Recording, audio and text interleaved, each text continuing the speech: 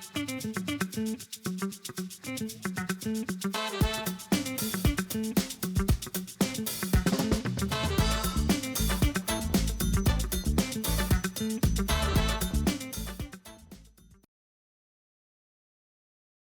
name is Vernisha Jones, and I am the president of the West Garfield Park Youth Council, sitting in for Reverend Jones on Fathers Who Care. Our theme for the month is Teamwork Can Make the Dream Work. Reducing senseless violence, youth leadership development, community empowerment, and pursuing social justice. Fathers Who Care is a nonprofit, community-based social service initiative that was organized and developed by committed fathers who care, just like yourselves, in an effort to provide comprehensive services and referrals to indigent and committed fathers throughout the city of Chicago, as well as the state of Illinois. Fathers Who Care is to dispense needed information and network with other committed and concerned citizens, such as yourself and your significant others, on how we are parents can best serve our families and communities, while also networking with other entities on building resources to assist in the empowerment of fathers and their families throughout the state of Illinois. Fathers Who Care is to dispel the many negative myths about fathers and the lives of their children, particularly about men who may be currently financially challenged and unable to afford many of the resources needed in rearing and stabilizing their families, while also building a support system for men that are actively involved in the lives of their children and their pre- or post-significant others. We believe at Fathers Who Care that any male physically capable can make a baby. However, it takes a real man to be a father. The topic for discussion this evening is women engaging and empowering each other for social change and community engagement. Our guest this evening is attorney Tanya Woods. Would you like to introduce yourself to everyone? Absolutely. Thank you so very much for having me, and thank you to all of you who are watching us today. My name is Tanya Woods, and I'm an attorney here in the state of Illinois, but my most important role and what brings me here today is being able to talk about my role as the executive director of the Westside Justice Center. We are a holistic legal aid clinic located in the heart of East Garfield Park at the corner of California and Harrison, where we are able to provide free legal education, information, and direct representation to people who would not otherwise be able to afford an attorney. Oh, that's great. Yeah. Well, thank you so much for clearing out your schedule to be a guest on the show tonight. It's my pleasure. This evening, we would like to use this show to discuss how we as community stakeholders and change agents could bridge the gap between working together for social change and community empowerment, between the police, the community, while promoting a safe, healthier, and drug-free community, while also reducing substance use and senseless violence in our community. Are you ready for some questions? Let's go. Okay. The first question I have for you, why are you so passionate in serving people on the west side of Chicago? Well, first of all, I'm from the west side, so okay. While I try to start with that because oftentimes, we judge each other. We do that whole west side, south side thing. Mm-hmm. I was originally from the K-Town area around Costner and Monroe. I spent some time in my formative years in Austin. Had the opportunity to be educated all across Chicagoland. Got a couple of degrees after school from Northwestern and from Loyola. So Chicago's daughter through and through for sure. Why I'm passionate about the West Side, because not only am I from there, but my people, as they say, are from there. So when my grandparents came up from Florida during the Great Migration, like so many people did from down south, they settled first on the south side, but then quickly moved to the west side. And my grandfather and my grandmother would buy up brownstones, 2 flats and sometimes 3 flats on the west side, on and around Warren Boulevard. And they would use those places as safe havens for other relatives who were moving from the south to come north. My grandmother worked as a maid, and my grandfather worked as a driver. My grandmother would say, I'm not keeping no kids because they get on my nerves. But they would often work in the same household for the same family together. And they would take their money and their earnings to continue to buy property. And those investments would then be the pathway for other people to move from down south up north. That's the starting point. Why I am where I am now is just, God's favor. I was looking for work, and someone told me about a law office that was located at California and Harrison. I said, okay, I'll give it a shot. And that was around 2016 or so. And at that time, the Westside Justice Center, as we know it today, was merely an organization that was formed on paper. There was no programming, no staff, no funding, but several of the founders and the community around it saw an opportunity to be able to give back to the community and not just be able to have a law office that charged for its services. And that mission was really important to me because it was formed by people who had come from communities, who had served communities in different capacities, either as attorneys or community organizers, and even a few former elected officials who came up with this idea of a community hub that would be able to provide services, but also more importantly, serve as a safe haven for people in that community. And so every day I say I'm honored and humbled to get the chance to work in the community that I grew up in. Okay, and that goes into my second question. I was going to ask you what you do in the community, but I guess, so is this something that like is open to the public for anyone to come in if anyone needs any help? Absolutely. We are free, capital free. So our clients are people who are low income, and we can consult all the charts and tables to know what that means, but you know who you are. And if you were able to afford an attorney, you'd probably hire an attorney. But our services are indeed free for those people who qualify.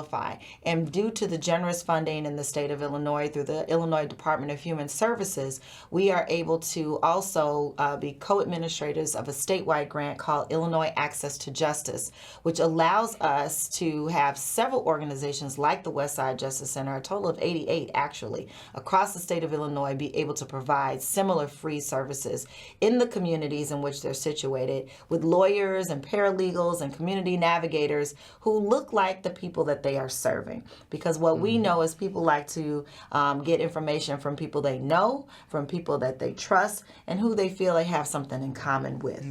Yeah. I definitely agree. How can we as servants for social change bridge the gap in effective legal representation? That's a very good question, and it has a lot of parts to it. So let's first of all talk about what social change means. And we all have kind of our opinion and our viewpoint of what, first of all, social and then change. But essentially, when we talk about social change, we're talking about transforming communities that have historically been divested from, over-criminalized, over-policed, where people are suffering from underemployment, low employment, and not having adequate education so even the next generation can rise up out of. And yet and still, we still continue to thrive and we can continue to do well. But social change says that we need more levers to flip so that we can start to transform and thrive and move from just surviving to getting to a point where we can thrive. And so what we try to do at the Westside Justice Center is lean into partners like Fathers Who Care in bridging that gap, recognizing we're all toiling in the same vineyard, right? So we don't have to be in competition with one another for resources, but rather finding places where we can partner, where we can intersect with one another in serving the same population so that we can actually begin to see pathways towards not only transformation, but sustainable transformation over time. And that's where I think the real magic is. Okay. And for those who don't know, what is legal aid and why is it so important in a community? Well, especially today, legal aid is more important than ever when we are seeing changes that are coming from the Oval Office, from our federal administration, disinvesting, or as they would say, defunding, borrowing words from movements that came from our community, but defunding so many social programs that have benefited our communities for decades. And so with that, that's why now more than ever, it's important that we are leaning into and figuring out how we can sustain and support our own organizations. Legal aid is simply a term that refers to free legal representation. And that representation may take the form of an attorney that represents you in court. It might be a community navigator who gives a legal education, know your rights seminar. So getting information before you need it, before you're in a crisis or find yourself in the middle of a crisis. And it may also mean having people that can walk with you on your journey as you're going through a situation. And so all of these types of services are provided to the community for free, unlike an attorney that you would hire, a private attorney that you would pay a retainer to, and that would bill you by the hour. And so it's important that we are are keeping the legislators in office who have the understanding of how powerful legal aid can be, that also are willing to put their money where their mouth is in supporting programs that fund the Westside Justice Center and others like ours. Because without those resources, we'll find those communities that we're talking about are still going to be over policed. They're still going to have people are still going to have issues that they cannot address on their own, but they won't have the help that they need to get out of those situations, and more importantly, to be able to avoid them in the first place. Okay, and speaking of the Westside Justice Center, is it like particular cases you guys work on, or is it just like a broad?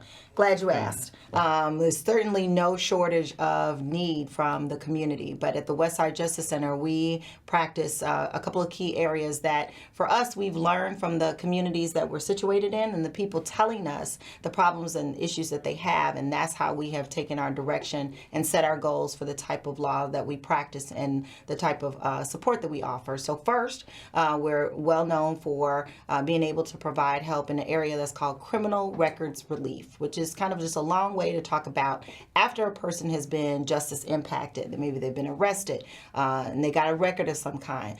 You may know, and certainly some of your listeners may know, that that criminal record can prevent you from getting a housing application. It can prevent you from getting a job. And so we try to offer people services by way of expunging or sealing their criminal records, so that will allow them to remove those barriers that will stand in the way between them being able to get, say, an apartment or a house in a safe neighborhood, or a job that will help them be able to provide for their family. Mm-hmm. The other area is around being able to give information and representation around housing. So a lot of folks have issues with their landlords. We have some landlords that have issues with their tenants. So we want to be able to provide not only education around what people's rights are, whether you're a tenant or a landlord, but also be able to provide direct representation within a lawyer.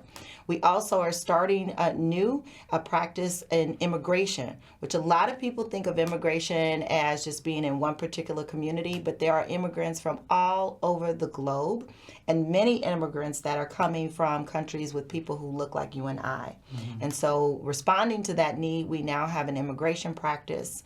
And then lastly, we are starting a juvenile justice initiative where we are working with young people before they become justice impacted, but leaning into alternative forms of dispute resolution, and also being able to provide education for youth who are often caught up in police interactions and not knowing what their rights are and what to do. And that's very, very important, as any person who's ever caught a case as a juvenile, you can have the book thrown at you and not realize even why you are in the kind of trouble that you find yourself in. And so we find that that's an area that a lot of people are needing and are very desperate for information. So we hope to be able to find ourselves in more schools. That's what I was just going to say, is y'all trying to, because I feel like that would be something perfect to put in. So if you're out there and you work with young people, please give us a call. If you're out there and you run a school, doesn't matter what type, please give us a call, because we are very interested in creating those partnerships to disrupt that school to prison pipeline. And mm-hmm. we do that by getting information to our young people and their parents and the people who love them long before they need it. Yes. Because if you knew better, as Grandma said, you would do better. Yeah. Yes. And if anybody need a number to contact, if they want to get in contact with the Westside Justice Center, you can reach us at 773-940-2213, or you can reach us online at westsidejustice.org. That's WESTSIDEJUSTICE.org. Okay. Thank you. So what changes do you look forward to in the area of social justice? Absolutely. I am actually excited, even in this moment when we're seeing what appears on the surface level negative coming from all different places, but mm-hmm. primarily when we see social programs being under attack from our federal government and certainly at risk. I actually see that as an opportunity for us to lead into our collective strength as communities. We have so much expertise from our lived experiences. We have so much leadership in our communities and people who are genuinely interested in uplifting our people. Now, more than ever, we get an opportunity to lean into that. Now more than ever, we get an opportunity to support in dollars and cents these organizations, not unlike the Westside Justice Center, but others who are trying to do this work and proving themselves to be consistent in doing the work and uplifting our people. So I see this as an opportunity for new partnerships to be made, not only in social services, but between legal and health, between health and education, between faith-based and secular. It's really an opportunity for us to open those lines of communication and figure out how we can take our resources and start to work together versus what often is the case where we find ourselves in a competitive environment for what we perceive to be as limited resources. Mm-hmm. I'd like for us to challenge ourselves and think of this time as there's an abundance of resources. If we work together, we can figure out how to shake the money out of those trees, lean into those places where we can find free expertise.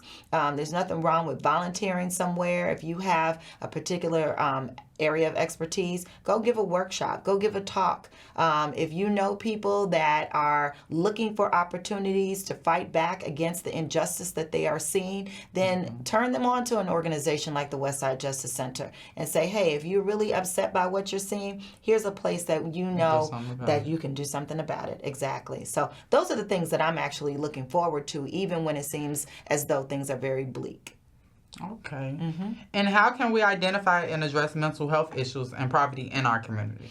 I really wish we talked more about mental health when we talked about everything else. It starts at your own families, quite honestly. Educate yourselves. Get help for yourself. We are living in very unprecedented times. You and I, Vernisha, and the people who are watching, we survived a global pandemic. I would have never thought. You see it on movies. But... Right, exactly. There's something to be said for the toll that took on us as a human race occupying this planet, that we are the ones that are surviving. After the murder of George Floyd, we saw social unrest of an unprecedented nature in our lifetime. And so with that, I think people are under a great amount of stress that we've never experienced before, with few resources to go and find help, not knowing who you can trust, not having people in your family that you can turn to, because we're all experiencing kind of the same thing at the same time. And so where you are aware of mental health resources, I just invite everybody to take advantage of them. And if you see something, say something. If there's someone in your home who is not quite acting like themselves, or maybe they're not coping with things the way that they used to once cope with things and not bouncing back the way they used to, find out how you can avail resources that they might respond to. So therapy doesn't always have to come in the form of going to see a social worker or a counselor. Therapy can be art therapy or music therapy. It can be pet therapy. Something as simple as sometimes having a pet can be all the relaxation that you need of just, stroking a cat a couple of times during the evening can bring your blood pressure down. So if people treated their mental health in the same way they did having sugar or high blood pressure, I think we would certainly be a lot further in this area than we could. I also implore those of you who do work with large groups of people, please find out where you can share resources for mental health supports, so that if folks may not feel comfortable going to their pastor or to their parent and asking directly for help, maybe seeing something on a bulletin board in the church basement, or maybe seeing something on the school board when you drop off your child, that might make the difference in a person's life and truly could mean the difference between life and death. I've often seen at the end of movies these days about very serious matters like interpersonal violence or suicide. There's always seemingly a phone number or a website at the end of those. Been often. Yeah, at the end of the movie in the credits, where they say, if you know of someone or yourself that needs help, visit this website. Next time you see that, jot that down, because you never know who might need that information. And now I will say, with those of you who are tech savvy, with the rise of AI, you may use it if you're a student, you're probably already using it. In your workplace, you might be interested in it. I know if you're under 40, you're already using it. But now they have AI applications for people who just need a companion. for mental health, that you can just kind of talk to an AI and have somebody to talk back to. And on the other end might be also resources for mental health. So I would just say that regardless of what kind of work that you do and where you are situated, if you have the opportunity to be in front of people or work with people, try to make those resources readily available. We have at the Westside Justice Center a bench that was donated to us by the by the Lakeshore chapter of the Links Incorporated. And it's a positivity bench. It's a green bench that looks like a park bench, but it is designed and part of an initiative by the Links Incorporated to have safe places for people to just sit, take a breath, take a beat when they need to, and have resources nearby should they need to call someone.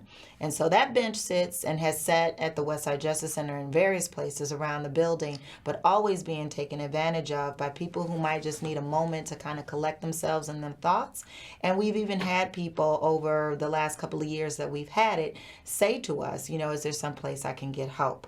I'm feeling overwhelmed, especially in the work that we do where we are helping people in the middle of trauma and crises. And speaking of all the great work that you guys are doing, if anybody wanted to support you or anything, how can they go about that? Absolutely. Well, we have a couple of great things coming up. So you can come see us in action any Tuesday, Wednesday, or Thursday at the Westside Justice Center at 601 South California at the corner of California and Harrison. But coming up on Thursday, July 31st, the Westside Justice Center is partnering with our state representative, Yolanda Morris, who represents the Great West Side, in her office. And we are having a resource fair at the Firehouse Cultural Arts Center of Chicago, located in Lawndale, right off Ogden. So come visit us on July 31st. Registration is encouraged but not required. If you are interested in learning more about how to have your criminal record expunged or sealed, or if you just need resources around that, or you know someone that needs resources, or you just want to come hang out with us on July 31st. To find more information, you can visit us at thewestsidejustice.org. Also, we'll have a small fundraiser coming up at Malcolm X College in early August. You can get more information about that. This is an opportunity for you to meet some of our attorneys, our paralegals, and the team that helps to do all of the magical things that we do in the community. But also, if you're looking for that opportunity to make an investment, I say it is not aid, it is an investment in our community, then come join us at that event that'll be at Malcolm X in early August. But we are always in the community at a resource fair, at a block club party, at a family gathering. We are always somewhere with a table with information. And if you are having an event and you would like for us to come and have someone set up a table with information about the programs and services that we offer, please give us a call at 773-940-2213. If you work with young people and you are interested in having us do workshops or start a series of workshops, either at a school or youth program that you are responsible for or work with or have a child that's a part of, please also contact us at 773-940-2213. You can ask for me, Tanya Woods, and we'll certainly put you in contact with the right person at the right time so that we can work together in making a difference. Thank you so much. So if anybody is watching and in need of any closing, encouraging remarks or anything, what would you say to them? Well, there is that saying that, one of those favorite movies, I think it was The Wizard of Oz, and Glinda the Good Witch says something like to Dorothy, like, you have it already in you, right? Mm-hmm. That's how I think about the Black community, is that we actually have what we need within us. All of the resources, all of the power, all of the knowledge. We have sometimes fallen asleep and been lulled by a false lullaby and a false narrative that we are deficient, that we lack.